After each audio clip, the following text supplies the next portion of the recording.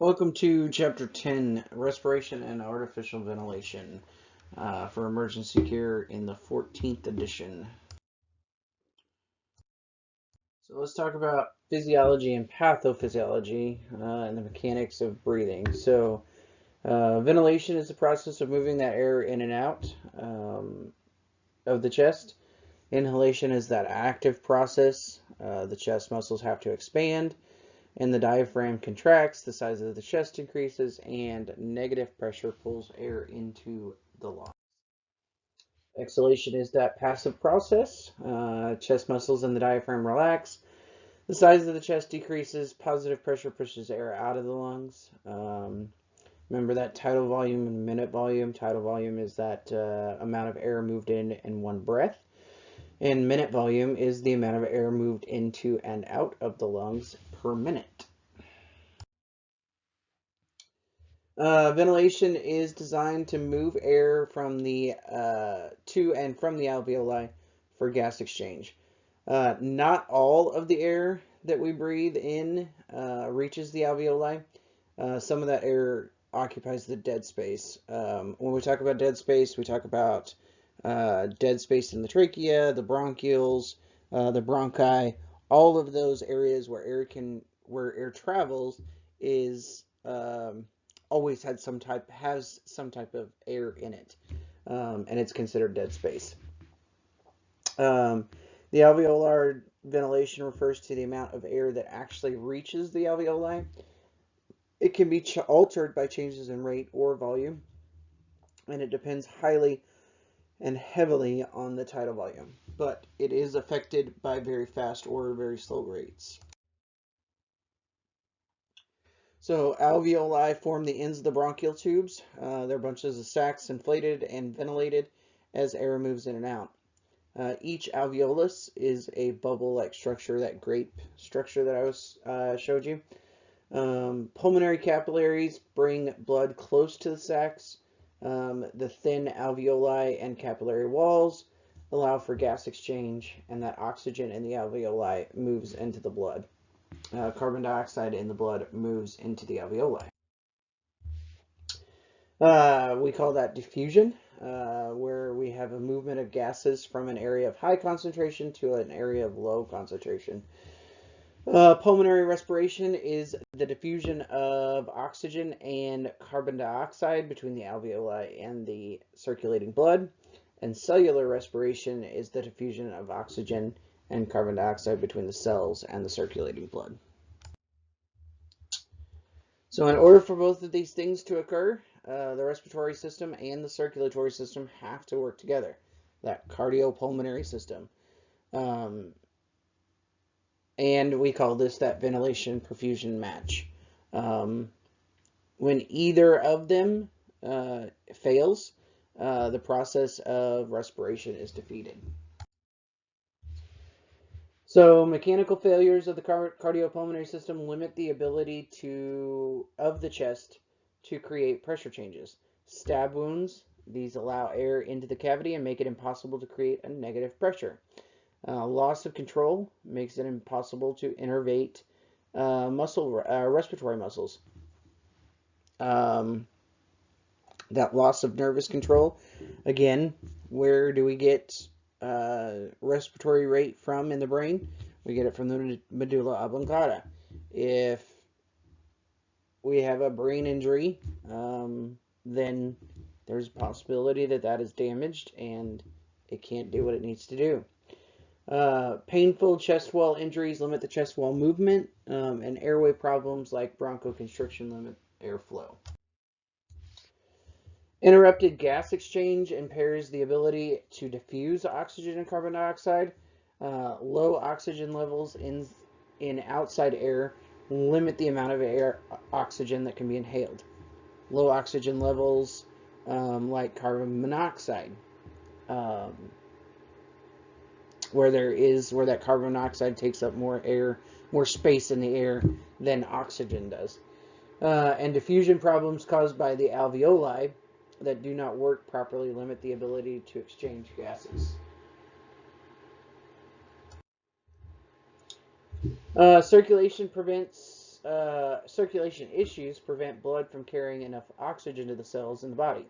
Significant blood loss reduces the amount of blood circulated to the alveoli, and insufficient hemoglobin or hemoglobin that is not working properly limits that transport of oxygen. So adequate and inadequate breathing. The brain and body cells need a steady supply of oxygen to maintain normal function. Hypoxia is a low level of oxygen function, and hypercapnia is a high level of carbon dioxide. We want to assess the cardiopulmonary system by evaluating how well it is oxygenating and removing that carbon dioxide.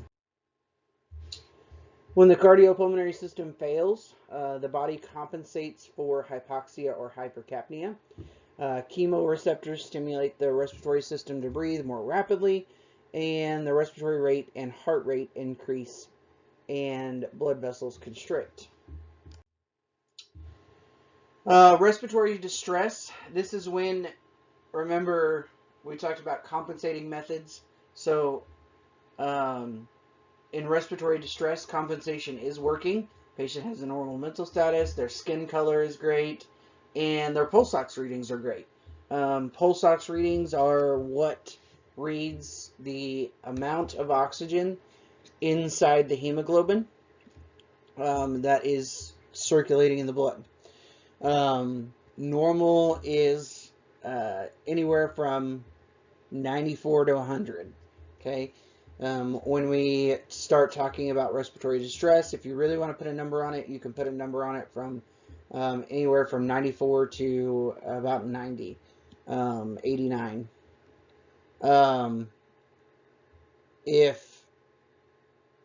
And that's only if you want to put a number on it. Really, you shouldn't be looking at your number. You should be looking at what is your patient doing. Is their mental status changing? Do they have a skin color change? Anything like that. And then respiratory failure. This is inadequate breathing. The compensation has stopped working. The body has either said, I'm done, I'm tired, I can't do it anymore, or it never was able to compensate properly. The metabolic needs of the body are not being met in respiratory failure, and it is a precursor to respiratory arrest. Inadequate breathing occurs when a challenge is too great for the body's compensatory mechanisms. Your rate of breathing, your depth, or both fall outside of normal ranges, and recognition requires keen assessment skills and prompt action. Remember, normal for an adult is 12 to 20 for a rate of breathing, and depth of breathing is just enough to see chest rise. Okay. Recognition of these things requires keen assessment skills and prompt action. So in our patient assessment, we want to first determine if the patient is breathing. Second, determine whether that breathing is adequate. Okay. Signs of adequate breathing include equal expansion of the chest. Air is heard entering and leaving the nose, mouth, and chest. Air is felt moving out of the mouth, nose, and mouth. Skin is typical coloration, so that pink color. And their rate, rhythm, quality, and depth are all typical. Signs of inadequate breathing include rate of breathing that is too rapid or too slow. So anything that is above 20, below 12. Now, am I going to get too rambunctious with a rate that's 22, 23? No, probably not. Am I going to get too rambunctious with a rate that's like 11, 10? It kind of depends on what the patient's doing. Their mental status, how they look. Okay. Breathing that is very shallow or very deep or labored. Cyanosis is seen in the skin, lips, tongue, ears, or nails. That cyanosis is just a blue coloring of the skin, where the skin itself is not getting the oxygen that it needs. Typically, we see that in these areas. It's rare to see like whole appendages or the whole body in blue, that means cyanosis has been there for a while. Or it's an infant, because they're more susceptible to that. Inspirations and expirations are prolonged. Patient is unable to speak, or they speak in like one-word sentences. Patients, if they are speaking in one-word sentences, are in respiratory distress. Retractions and nasal flaring are seen in children. Oxygen saturation readings are low, below that 95%. Yeah, I mean, it is. AHA recommends 94, but your book recommends 95, so we're going to go with 95. And your body position indicates distress as well. Hypoxia is the insufficient supply of oxygen to the body tissues. Common causes include a patient who is trapped in a fire, they have emphysema, they might overdose on a drug that depresses the respiratory system, the patient has a heart attack, stroke, or embolism, and signs include cyanosis and altered mental status. We want to address the cause and administer oxygen. Provide artificial ventilations to the non-breathing patient and the patient with inadequate breathing. When you guys do your BLS, if you haven't already, something that you'll learn is that if you're not breathing, you need to provide supplemental oxygen or ventilation. And we also want to provide that supplemental oxygen, okay? To the non-breathing patient and to the breathing patient if needed, okay? So you want to intervene when you see signs of inadequate breathing. The patient's efforts are not meeting demands. The condition will progress without intervention, and it is better to be too aggressive than not aggressive enough. So let's talk about positive pressure ventilation. Artificial ventilation is the use of positive pressure to force air or oxygen into the lungs. Also called positive pressure ventilation. It is used when a patient has stopped breathing or has inadequate breathing. So if my patient is breathing 50 times a minute, I'm going to start bagging them. If my patient is breathing 8 times a minute, 8 to 9 times a minute, I'm going to start bagging them. Okay? Bagging them is when I use a bag valve mask device to use that positive pressure to force the air in. The positive pressure relies on a force that is exactly the opposite force the body normally uses. The use of positive pressure does have some side effects. So cardiac output and blood pressure drop because the heart's ability to refill its chambers is affected, mainly because of the fact that it is a negative pressure system when we breathe in, and now we are pushing air into the lungs, causing a positive pressure system. So the body's not used to it.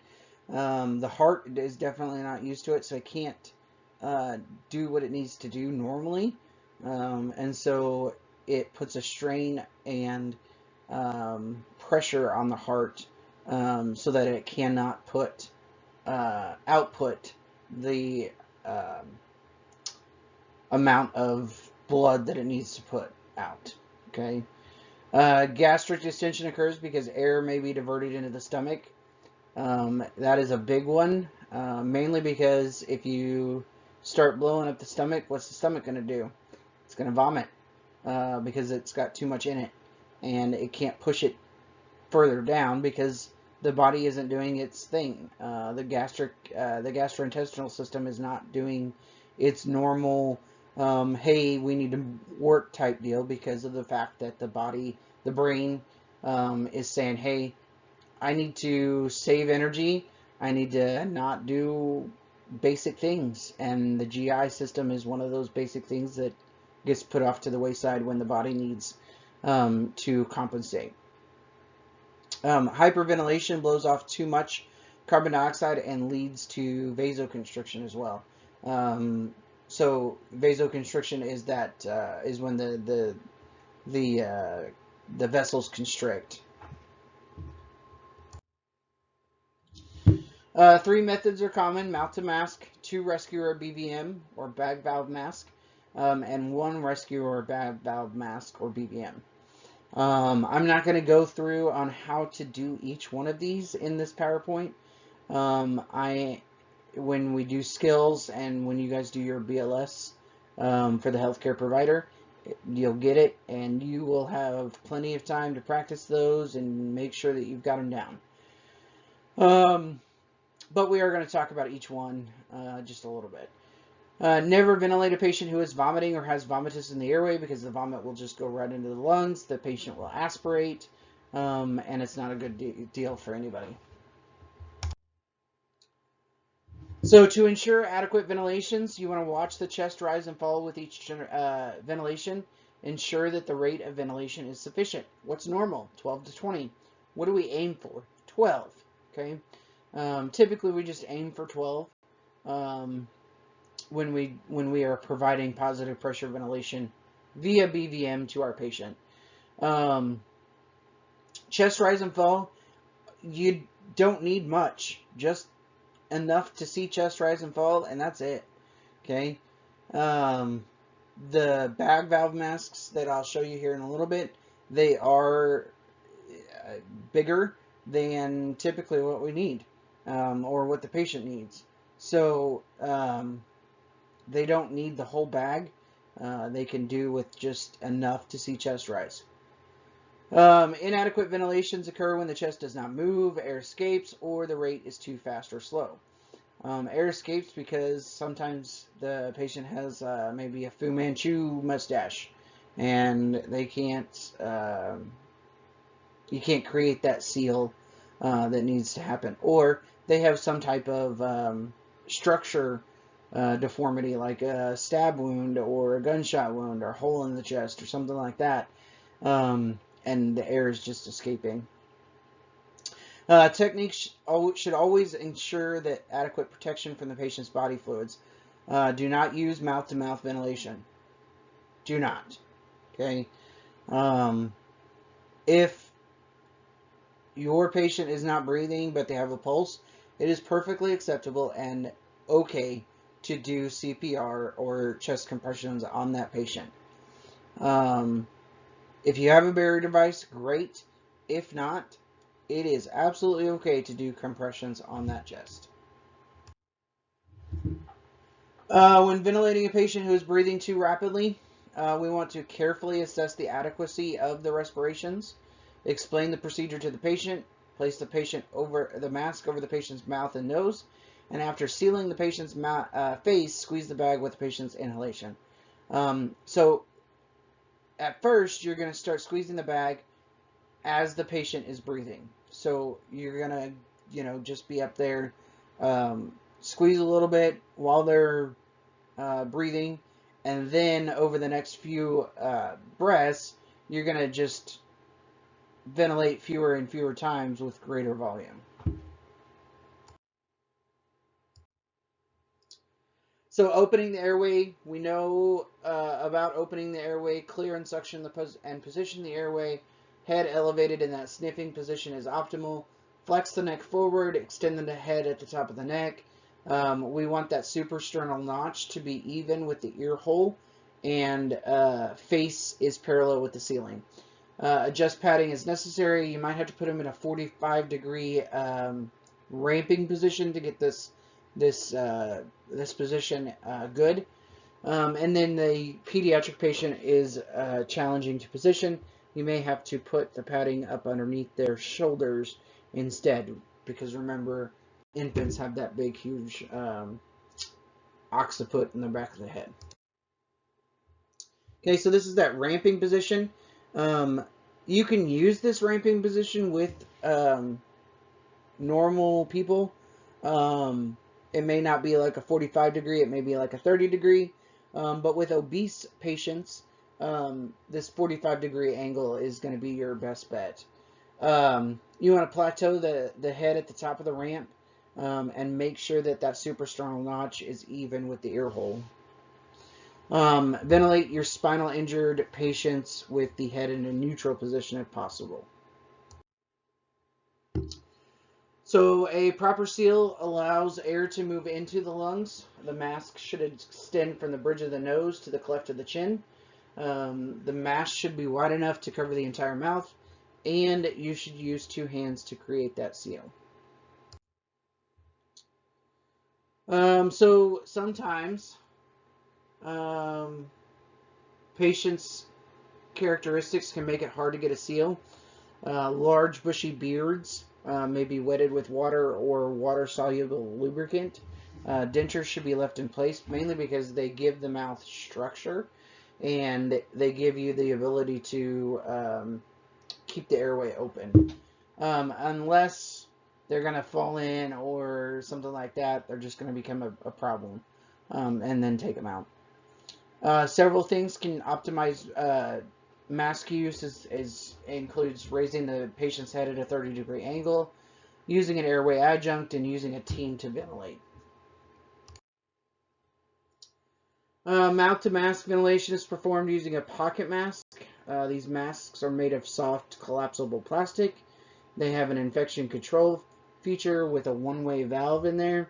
They may have oxygen inlets. They are made of clear plastic that allows observation of the patient's mouth and lips, and they may have a strap to put around the patient's head. When I was talking about creating that seal on this guy in the picture, it's a little bit difficult to create that seal on this guy. Or it might be. Okay. Bag valve masks. These are used to ventilate non-breathing patients or to assist patients in respiratory failure. They provide an infection control barrier. There's a one-way valve in there as well. They come in adult, child, and infant sizes, and they consist of a self-refilling shell and a non-jam valve that allows an oxygen inlet of 15 liters per minute. The adult bag is 15 mLs, 1500 mLs of oxygen. Okay, that's the size it is. For a normal adult, you're running about 500 to 600 mLs. So that's 1,000 more mLs than what we really need. So it does not take a lot to get chesterized with a BVM. Okay. Some services and some EMS leaders are advocating that we get rid of the adult size and we go to the pediatric size, that middle one, for adult patients. So the mechanical workings of a BVM: oxygen is attached and enters into the reservoir. When squeezed, the air inlet closes and the oxygen is delivered to the patient. When released, the patient passively expires, breathes out, not dies, but breathes out. And as the patient exhales, oxygen enters the reservoir. If the chest does not rise and fall during BVM ventilation, reposition the head, check for any kind of escape of air around the mask, reposition your fingers in the mask, check for airway obstruction or obstruction in the BVM system, and resuction if necessary. And if none of these work, use some type of alternative method of artificial ventilation. The BVM may be used during CPR. The bag is squeezed once every time a ventilation is to be delivered, and one rescuer per CPR is preferred with a pocket mask and not a BVM. BVMs are difficult to get that seal on. However, it is a skill that you will have to be able to do for National Registry, is one rescuer's BVM. But we will go over that and go over some techniques on how to do that. Artificial ventilation of a stoma.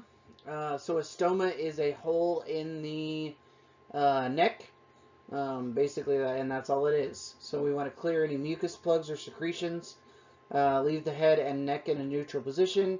Use a pediatric-sized mask to establish a seal around the stoma. Ventilate at the appropriate rate for the patient's age. And if unable to ventilate through the stoma, seal the stoma and attempt to ventilate through the mouth and nose. Don't stick anything inside the stoma. Just seal with like a piece of 4x4 and tape, or even like an occlusive dressing would work. So, improper ventilations rates can harm the patient. Too slow can cause hypoventilation and hypoxia. Too fast can cause hyperventilation and vasoconstriction. If possible, one rescuer should focus on ventilation while the other focuses on the airway and the seal. Adults should be ventilated 10 to 12 times a minute. Children should be ventilated 12 to 20 times a minute. Again, 12 in that range of just 12, and you should be good. Improper ventilation volume can also harm the patient. If you get too much pressure, it causes that gastric distension, causes the patient to vomit, and then they can aspirate. Too much volume can cause lung tissue trauma as well. The pressure should be slow and gentle. One hand or 2 to 3 fingers can be used to squeeze. Ventilation should be delivered over 1 second, and we want to ventilate only until the chest begins to move. Do not ventilate until to fully expansion. Automatic transport ventilators. These are not something that you guys have to mess with, or even I would expect you guys to kind of know these things, but you don't have to know the ins and outs. Okay. But basically what these do is they provide positive pressure ventilations during respiratory arrest, or anytime the patient may be intubated, maybe a transfer or something like that.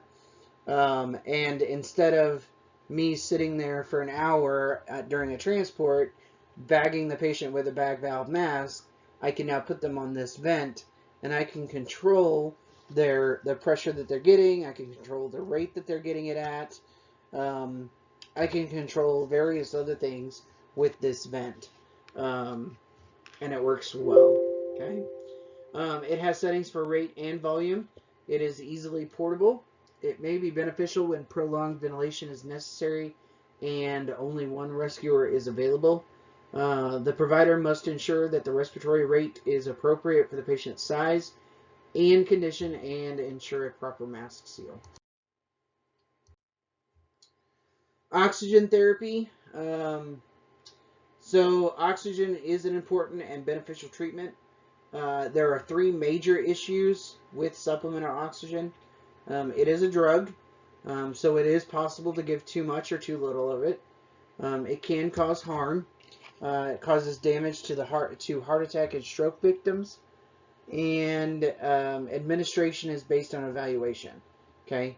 Saturation below 94, hypoxia, and decompensation all suggest that it's necessary. And you always want to provide oxygen to cardiac arrest patients. Oxygen in the equipment in the field must be safe, lightweight, portable, and dependable. Most systems contain cylinders, pressure regulators, and a delivery device. Other devices like the BVM and pocket mask can be used to force oxygen into the patient's lungs. Okay, so cylinders are seamless steel or alloy canisters filled with oxygen under pressure. They come in various sizes, and they are identified by letters. D is typically what you'll see as the smaller of all of the oxygen tanks on the truck. And then you'll probably see an M tank. You may see an E tank. I doubt it. It's just a long, skinnier D tank. Yeah. And typically they are green or green and white. Cylinder safety, so we will always want to use pressure gauges, regulators, and tubing intended for use with oxygen. Always use non-ferrous wrenches. Always ensure that the valve seat inserts and gaskets are in good condition. Use medical grade oxygen. Always open the valve fully, then close at a half turn to prevent somebody from trying to force the valve open. Always store reserve cylinders in a cool, ventilated room, properly secured in place. Have oxygen cylinders hydrostatically tested every 5 years. Never drop a cylinder or let it fall against any object. I'll show you a video here in just a second about doing that. Never allow smoking around the oxygen equipment when it's in use. Never use around an open flame. Never use grease, oil, or fat-based soaps on devices that will be attached to a cylinder. Never use adhesive tape on a cylinder, and never try to move an oxygen cylinder by dragging it or rolling it on its side or bottom. Alright, so here's the video of a dropped oxygen cylinder. When a typical cylinder is filled to its design pressure of 2400 psi, it will contain almost 300 cubic feet of atmospheric pressure gas, or about 160 times the internal volume of the cylinder. This compression of gas represents a tremendous amount of stored energy. If the outlet valve is broken off, the sudden release of compressed gas can turn the cylinder into a missile with energy to shoot through a cinder block wall. In one reported incident, a damaged cylinder penetrated 2 sheet metal walls before becoming airborne and exiting through the roof. The tank reached an altitude of 140 feet before falling back through the building's roof a second time. When a steel cylinder becomes a projectile, it can move with great force, at high speeds, and in unpredictable directions, with the potential to cause serious or fatal injuries.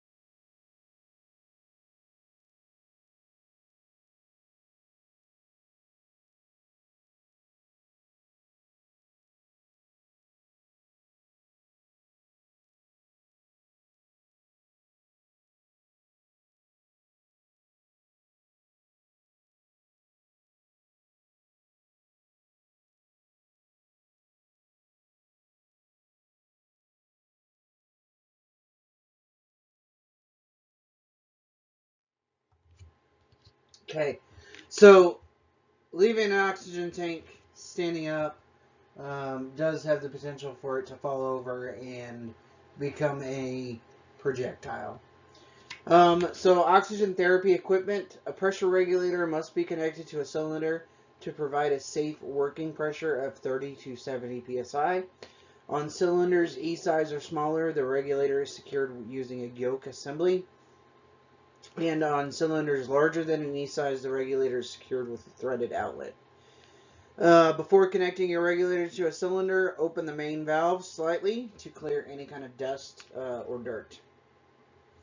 The regulator on your screen is the regulator that you would use for cylinders on an E-size or smaller. Flow meters allow control of the flow of oxygen in liters per minute.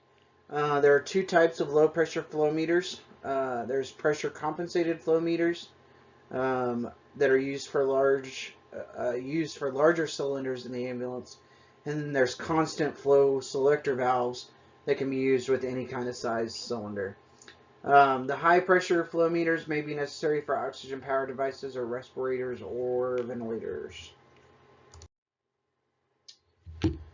Humidifiers can be connected to the flow meter to moisten the oxygen from the cylinder. They are basically a non-breakable jar of water that the oxygen bubbles through, and they must be kept clean. Humidifiers, we don't use them a whole lot in EMS just because we have short transport times and because of the fact that they increase infection risk. Patients who are on long-term oxygen at home, you will notice their oxygen machine at home will have a plastic bottle of water or saline hooked up to it, or sterile water. Non-medical hazards are extremely rare and can be avoided by treating equipment properly. If a tank is punctured or a valve breaks off, the supply tank can become a missile. Oxygen can cause fire to burn more rapidly. Oxygen under pressure and oil create a severe explosive reaction as well. Oxygen toxicity or air sac collapse occurs when there is an overload of oxygen. It's rare that it does happen, but it can happen. Eye damage may occur in premature infants receiving oxygen over a long period of time. Respiratory depression or respiratory arrest occurs when hypoxic drive is depressed in COPD patients. Hypoxic drive we will get into when we talk about respiratory problems, but basically what happens is in COPD patients, they do not breathe normally, and their brain doesn't function like a normal person's brain does with breathing, and instead they run off of a hypoxic drive. Underlying conditions can be exacerbated, as in with a myocardial infarction or stroke. When we give too much oxygen to our patients, what can happen is we get these things called free radicals. So the oxygen goes in, and the patient says, hey, that's a great amount of oxygen. I'm doing great. The body is using all of the oxygen that it's bringing in. It is being able to expel the carbon dioxide as well. But when we get too much oxygen, the body says, hey, this is way too much oxygen. I can't do anything with it. So you guys are just going to hang out. And what do those oxygen need to do? They need to bind with something. And so what they do is they go in and they start binding with cells on their own. These are called free radicals. These free radicals go in and start binding with the cells on their own, and because the cell basically says, hey, I can't do that, and you can't do that, or I'm going to die, it starts dying because there's just so much oxygen in there. So there are various delivery devices available to administer oxygen. We're going to talk about how to use specific equipment in the lab. Supplemental oxygen should be used when there is shortness of breath, hypoxia, or low oxygen saturation. For mild distress, administer a low concentration of oxygen via nasal cannula. And for moderate to severe distress, we are probably going to use a higher concentration of oxygen via a non-rebreather mask. Okay, so a non-rebreather mask is the best way to deliver high concentrations of oxygen. Must be properly placed, and you have to inflate this reservoir bag here so that it doesn't deflate. Okay.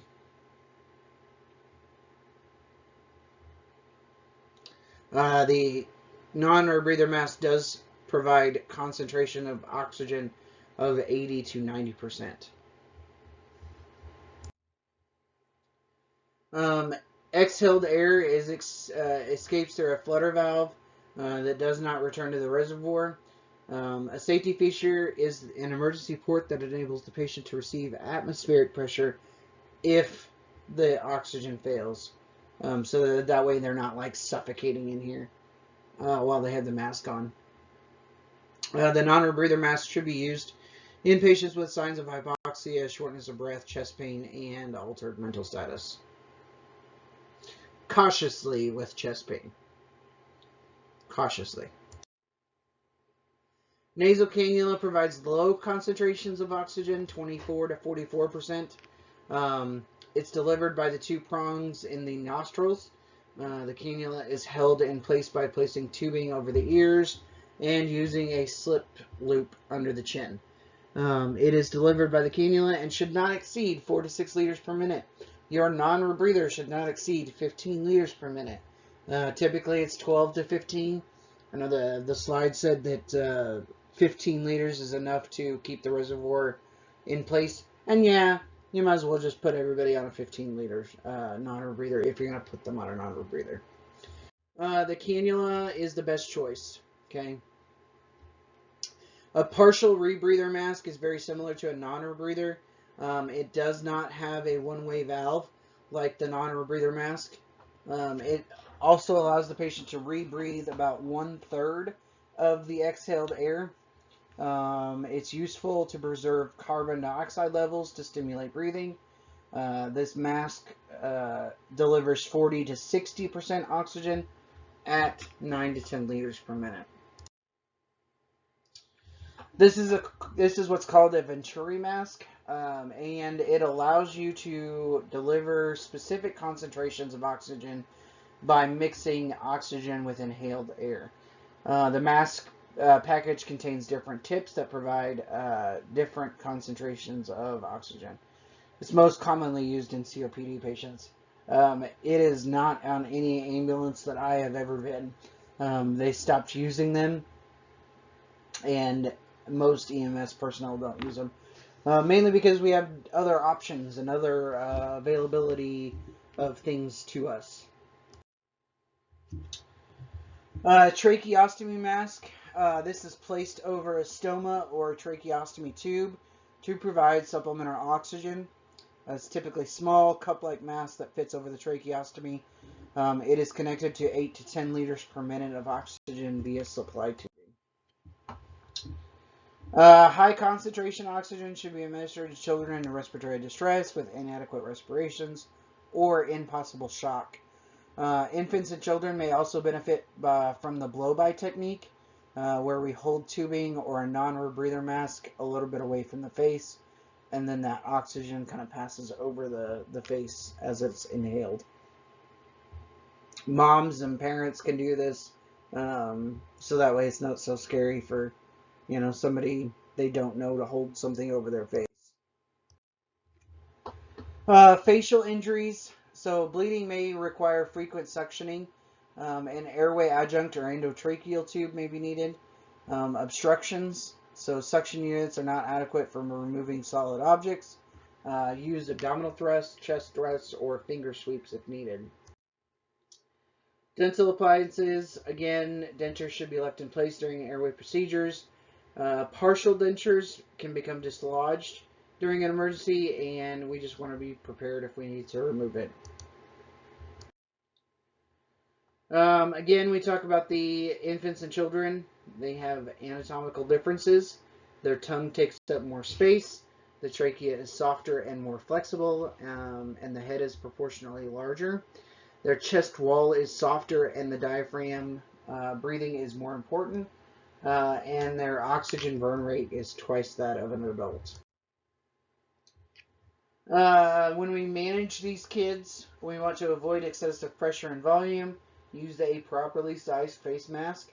Flow restricted oxygen powered ventilation devices are contraindicated. Again, that's one of those things that we haven't used in years, and it's not on a truck that I know of. We want to use a pediatric-sized non-rebreather mask and nasal cannulas. Gastric distension may impair adequate ventilations as well. So let's talk about assisting with advanced airway devices. Basically, what we're going to be doing is preparing the patient for intubation. So before a paramedic places a tube, you may be asked to give the patient extra oxygen. We're going to then position the patient's head in the head elevated sniffing position. We're going to remove the oral airway and pass an endotracheal tube into place. This endotracheal tube goes in through the vocal cords into the trachea itself. It is direct laryngoscopy. Not something that you guys can do, but you guys can certainly assist and help out with, and get everything ready and make sure that we're doing good on it. You may be asked to do the burp maneuver. Yes and no. We more or less do just basically laryngeal manipulation, and that's basically where we take our hand, place it on top of your hand, and manipulate the trachea to what we want to do with it. The burp maneuver is back up, right pressure, is basically what it is. And it's just, you push down, you push up, and you push over to the right, and it kind of gives you a better view of it. But again, I say that we do laryngeal manipulation more so than we do the burp maneuver. So once the tube is placed, we ensure that there's proper placement by two methods. Either with a capnography. There's a couple different types of capnography. Or you can listen to lung sounds, see chest rise and fall, visualize the vocal cords, visualize the tube passing through the vocal cords, or something like that. The tube is then anchored with a commercial restraint, and monitor lung and epigastric sounds. And do not disturb that tube once it's been in place and secured. So as a medic, I was always taught that if I let go of that tube, it doesn't matter if I let go of it for 2 seconds, it is not a good tube anymore, and it has to be taken out and replaced. So yeah, that medic is not going to lose that tube, because we don't want to have to re-intubate that patient again. Very little movement can displace an endotracheal tube. It can happen when we move the patient from one place to another. We want to ventilate about 10 times per minute. Hold the tube against the patient's teeth with 2 fingers of one hand. Work the BVM with the other hand.